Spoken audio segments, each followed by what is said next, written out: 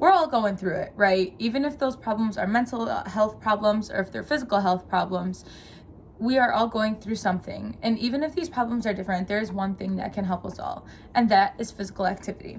According to the Bureau of Labor Statistics, only 19.3% of people in 2019 were physically active.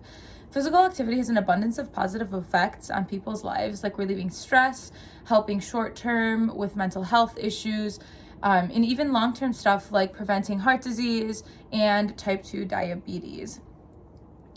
This is important to us as young adults, not only to help ourselves to be healthy in the future, but to help those around us.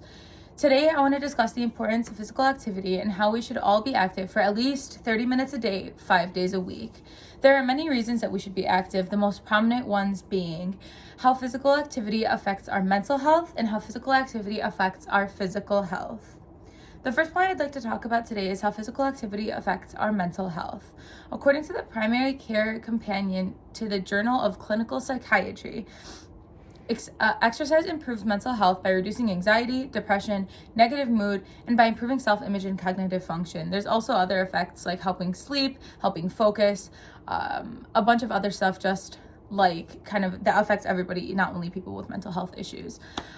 These improvements in mental health are due to physical activity. They're not a coincidence, okay? So they're supposedly an exercise-induced increase in blood circulation to the brain, which actually affects the hypothalamic pituitary adrenal axis, which is also called the HPA.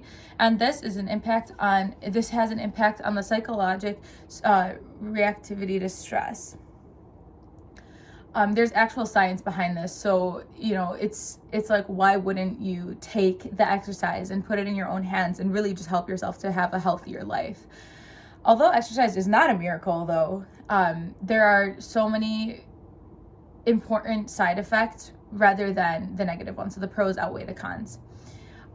One of the other propositions that supports the claim that physical activity is really important to one's mental health is that physical activity also serves as a distraction or a method of self-efficacy or even social interaction.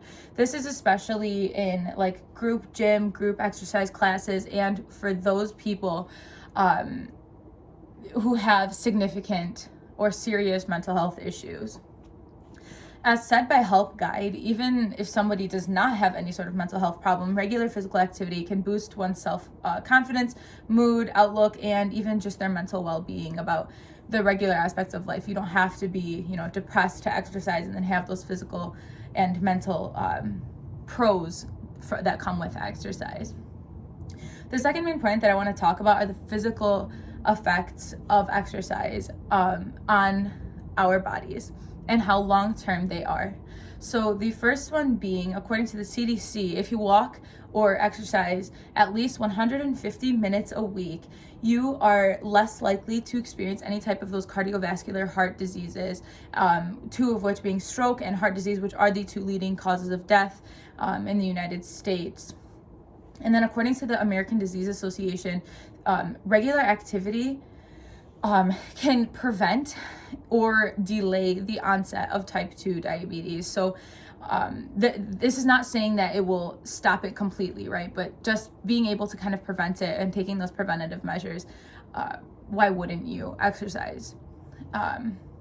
Combining that weight loss and that physical activity, you are 58% less likely to get type 2 diabetes. Again, that's according to the American Diabetes Association. Let's talk about this graph really quick here. So right here, we have the poor activity, this whole poor overall health, poor physical health, and then poor mental health. So the sedentary are the ones here. So the higher the number, the worse the effects of the mental of exercise are. So here we have the poor overall health. You are likely to have a high poor overall health if you are completely sedentary.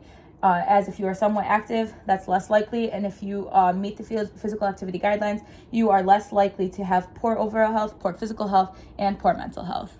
Again, so this is just a good recap on why physical activity is so important and why you guys should all take care of yourselves. Because if you can delay these issues of mental health, physical health, long-term effects like stroke, diabetes, heart diseases, then why wouldn't you? So on a very real note, take your health into your hands. Thank you.